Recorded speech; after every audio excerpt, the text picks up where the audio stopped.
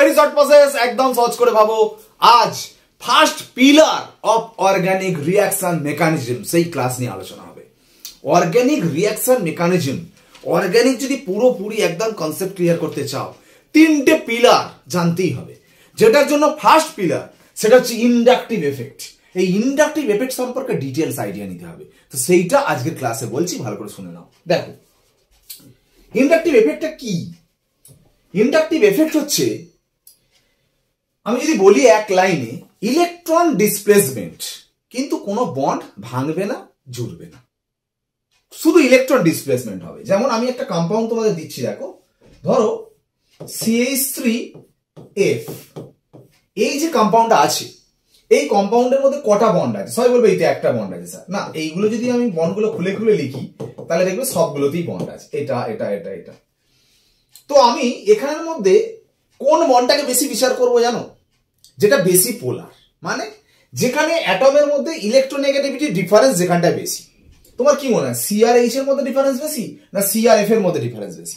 অবশ্যই CRF এর মধ্যে ডিফারেন্সটা বেশি। ওই জন্য এটাকে আমরা বেশি সিগনিফিকেন্স দেবো, মানে এইটা নিয়ে আমরা আলোচনা বা ভাববো। CRF এর ইলেকট্রোনেগেটিভ ডিফারেন্স অনেক, কারণ F অনেক বেশি ইলেকট্রোনেগেটিভ দেন কার্বন, কিন্তু CRH এর মধ্যে অত ডিফারেন্স নেই। ঠিক আছে, তো এটা নিয়ে যখন ভাবছি, তার মানে ইলেকট্রন মাঝখানে থাকবে না, এর বেশি ইলেকট্রোনেগেটিভ বলে ইলেকট্রন এইদিকে সরে যাবে। তার জন্য এর মাথায় ডেল্টা মাইনাস, এর মাথায় ডেল্টা প্লাস ক্রিয়েট হবে। এই যে ইলেকট্রন মুভমেন্ট হচ্ছে, দ্যাট ইজ ইন্ডাকটিভ এফেক্ট। এবার আমি একটা জিনিস বলতে পারি, আমি টোটাল যেহেতু F ইলেকট্রন টানছে, আমি এই কম্পাউন্ডটাকে দুটো পার্টে ভাগ করতে পারি, এই একটা পার্ট, এই একটা পার্ট। আমি বলতেই পারি F ইলেকট্রন টানছে। কেন বলতে পারি না? CH3 ইলেকট্রন ঠেলছে, একজন টানছে মানেই তো আরেকজন ঠেলছে। তার মানে এই যে F ইলেকট্রন টানছে, আমরা বলবো এটা F এর কি এফেক্ট আছে জানো? Minus I effect. Inductive effect মানে I, মাইনাস মানে টানা। CH3 তে ইলেকট্রন ঠেলছে, ওই জন্য CH3 কোন এফেক্ট আছে? Plus I effect. শুধু এই কম্পাউন্ড নয়, যদি একটা কোনো বড় কম্পাউন্ড নেওয়া যায়, ভালো, CH3 CH2 CH2Cl, আমরা কোন বন্ডটা ভাববো? এই বন্ডটা সব থেকে বেশি পোলার, তাই না, CCl। তার মানে আমি দুটো পার্টে ভাগ করতে পারি, এটা একটা পার্ট, এটা একটা পার্ট। মনে রাখবে যে বেশি ইলেকট্রোনেগেটিভ সেটা বাদে বাকি টোটালটাকে আরেকটা পার্ট ভাবছি। তার মানে এই পার্ট অর্থাৎ Cl এর কোন এফেক্ট আছে? মাইনাস I এফেক্ট, হ্যাঁ কি না? আর এই টোটাল গ্রুপটার কি এফেক্ট আছে? Plus I effect. CH3 CH2 CH2 এটার প্লাস I এফেক্ট আছে। মাইনাস I মানে ইন্ডাকটিভ এফেক্টের মাধ্যমে ইলেকট্রন টানা, প্লাস I মানে ইন্ডাকটিভ এফেক্টের মাধ্যমে ঠেলা। ইলেকট্রন টানা ঠেলা কেন হচ্ছে? ইলেকট্রোনেগেটিভিটি ডিফারেন্সের জন্য। এই যে ইলেকট্রন ডিসপ্লেসমেন্ট হচ্ছে, এটা কি বলছি? Inductive effect. আচ্ছা, ইলেকট্রন ডিসপ্লেসমেন্টে কোথাও দেখেছো বন্ড ভাঙছে, বন্ড জুড়ছে? কিছু হয় না, জাস্ট ইলেকট্রন মুভমেন্ট হচ্ছে। ঠিক আছে, তো আমরা একটা কথা বলি, মোটামুটি যারা নিউট্রাল, তাদের মধ্যে যারা মোস্ট ইলেকট্রোনেগেটিভ গ্রুপ, তাদের মাইনাস I এফেক্ট দেখাবে। যেমন যদি বলো fluorine, chlorine, bromine, iodine, OH group, NH2 group, SH group, এরা ইলেকট্রোনেগেটিভ গ্রুপ, মানে এদের সব মাইনাস I এফেক্ট দেখাবে। আর যত হাইড্রোকার্বন, মানে হচ্ছে CH3 group, CH2 CH3 group, এইগুলো সব কি এফেক্ট দেখাবে? না, প্লাস I এফেক্ট দেখাবে। এটা কিন্তু মাথায় রাখবে। কিন্তু একই গ্রুপ যদি চার্জড হয়, এটা নিউট্রাল গ্রুপ, দেখো সব নিউট্রাল, মাথায় কোনো চার্জ নেই। এবার চার্জ যত বলছি, ধরো O মাইনাস বা বললাম OH2 প্লাস, এই গ্রুপটা বা এই গ্রুপটা কি এফেক্ট দেখাবে?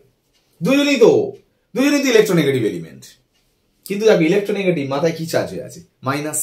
মাথায় মাইনাস হয়ে আছে মানে ভাবো, এ কিন্তু ইলেকট্রোনেগেটিভ হলে কি হবে? মাথায় মাইনাস, অলরেডি ইলেকট্রন বেশি হয়ে আছে। তো ইলেকট্রন বেশি হয়ে আছে মানে ও আবার ইলেকট্রন চাইবে? কি মনে হয়?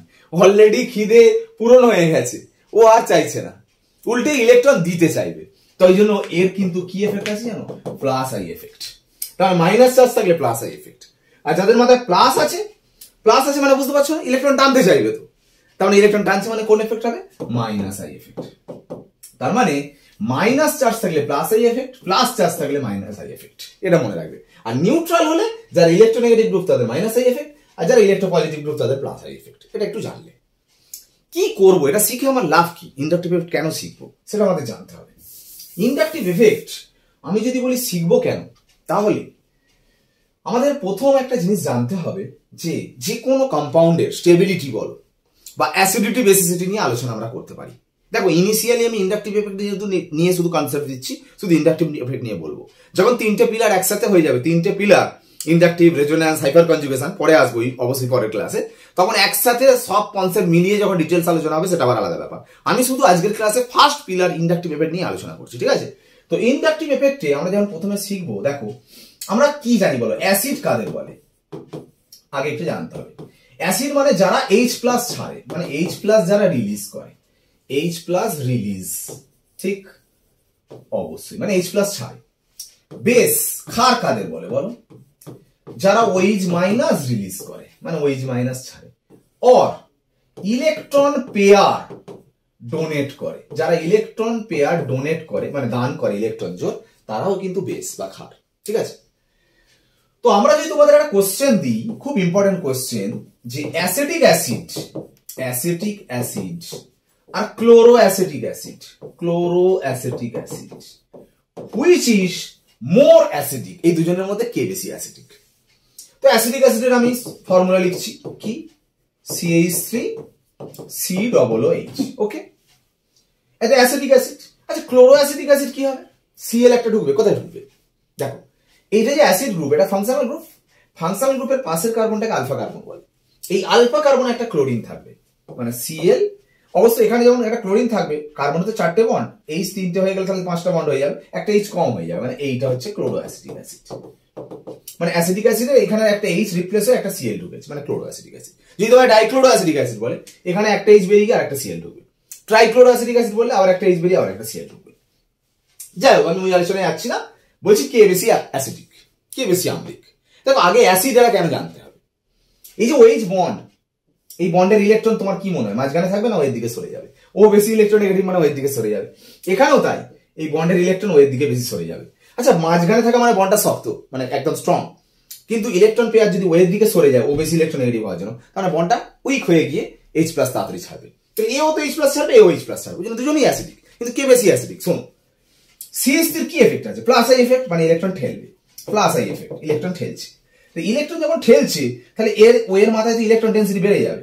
এই যদি ইলেকট্রন আস্তে আস্তে এরকম দিতে থাকে, তাহলে এর মাথায় ইলেকট্রন ডেন্সিটি বেশি, তাহলে ইলেকট্রন ডেন্সিটি এর মাথায় হচ্ছে হাই, ঠিক? এখানে আমাদের আবার Cl আছে, মানে ইলেকট্রন টানছে। তো ইলেকট্রন যদি এরকম টেনে নেয়, আস্তে আস্তে আস্তে আস্তে যেটা টেনে নেয়, তাহলে এই ওয়ের মাথায় ইলেকট্রন ডেন্সিটি কমে যাচ্ছে, ইলেকট্রন ডেন্সিটি লো। এবার তোমার কি মনে হয় বলো? এ তো এমনি H এর থেকে ইলেকট্রন টানছে, এও H এর থেকে ইলেকট্রন টানছে, এর ইলেকট্রন ডেন্সিটি হাই হয়ে যাওয়ার জন্য আর বেশি টানতে চাইবে না, খিদে পূরণ হয়ে গেছে। কিন্তু এর ইলেকট্রন ডেন্সিটি কি আছে? লো, মানে ইলেকট্রন ক্রাইসিস। এমনি টানছিল, আরো টানবে এখান থেকে ইলেকট্রন, তাহলে যত বেশি টানবে তত বন্ডটা ভেঙে যাওয়ার টেন্ডেন্সি বেশি হবে, তাড়াতাড়ি ভেঙে যায়, H+ তাড়াতাড়ি ছাড়ে, ওই জন্য বেশি অ্যাসিডিক। তার মানে Cl যত ইলেকট্রন টানবে, মাইনাস আই এফেক্ট যত বেশি হবে, তার অ্যাসিডিটি তত বেশি হবে, এ বেশি অ্যাসিডিক, এ লো অ্যাসিডিক, ঠিক আছে? শুধু আমি অ্যাসিডিক নিয়ে কোশ্চেন নয়, বেসিসিটি নিয়ে কোশ্চেন আসতে পারে। দেখো ammonia, methyl amine, dimethyl amine, ঠিক আছে, ট্রাইমিথাইল অ্যামিন, এই কম্পাউন্ড গুলোর মধ্যে আমি বললাম কে বেশি? সবাই বেশি, কারণ প্রত্যেকের লোন পেয়ার আছে। লোন পেয়ার থাকা মানে লোন পেয়ার ডোনেট করতে পারে, ডোনেট করতে পারে, টাকা থাকলেই টাকা ডোনেট করবে। সবাই যে আমার মতো কিপ্টে হবে ডোনেট করবে ব্যাপার না, ঠিক আছে? তো যাই হোক, তো লোন পেয়ার আছে মানে ডোনেট করবে। কিন্তু দেখা গেল দেখো এখানে CH3 ঠেলছে, CH3 ঠেলছে, CH3 ঠেলছে, এখানে দুটো CH3 ঠেলছে, এখানে একটা CH3 ঠেলছে। আচ্ছা এখানে কেউ ঠেলার নেই, এখানে একটা CH3 ঠেলছে মানে ইলেকট্রন ডেন্সিটি আরো বেড়ে গেছে, দুজনে মিলে ঠেলছে মানে আরো বেড়ে গেছে, তিনজনে মিলে ঠেলছে মানে বুঝতে পারছি এখানে ইলেকট্রন ডেন্সিটি প্রচুর বেশি। তো ইলেকট্রন ডেন্সিটি বেশি মানে কি? তো যত ইলেকট্রন ডেন্সিটি বেশি হবে তত তো ডোনেট করার টেন্ডেন্সিও বেশি হবে, টাকা যত বেশি থাকবে তো ডোনেট করার টেন্ডেন্সিও তত বেশি হবে, সেরকম ব্যাপার। এর ইলেকট্রন ডেন্সিটি বেশি মানে ডোনেট বেশি হবে, তার মানে বেসিসিটি বেশি হবে, মানে ক্ষারকীয়তা বেশি। বোঝা গেল? কি শিখলে? তার মানে মাইনাস আই এফেক্ট যত বেশি তার অ্যাসিডিটি বেশি হচ্ছে, আর প্লাস আই এফেক্ট যত বেশি হচ্ছে তার বেসিসিটি বেশি হচ্ছে। এই হচ্ছে অ্যাপ্লিকেশন।